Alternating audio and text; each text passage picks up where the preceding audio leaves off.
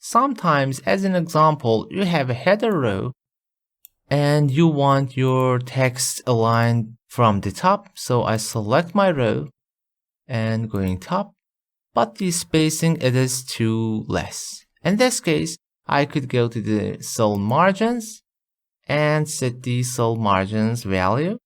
Let's say from top maybe 0.3 and set OK. Note that it will apply to the whole cells, doesn't matter you selected one row or one cell. And also I could set, just as an example, from bottom 2, maybe 0.2, OK. And there it is.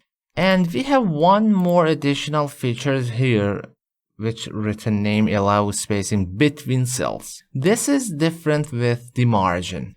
This is actually spacing between each cells. If I increase that, allow me to make much more, maybe 0.3. You see what's happening? Although we have table and each cells, but each one have a specific spacing between each other. Still we have the columns and rows, but there is a specified spacing between them. In some cases you might need, I could select my entire table, going to table design, and let's change the maybe style something thicker and apply to all. You see, it is totally different. Even if I change something different like orange and only, let's say, outer border, we have now two borders specified for inner of each cell and different for outer of my table. In some cases you might need that. Sometimes you want to specify for your cells on the row different with entire table. As I mentioned before, if you apply anything here, it will affect it to the whole cells.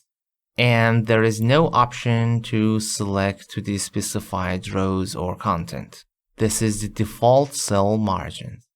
If you want to apply to the specific rows, I could right-click and choose Table Properties, or from the Layout tab, Table Properties.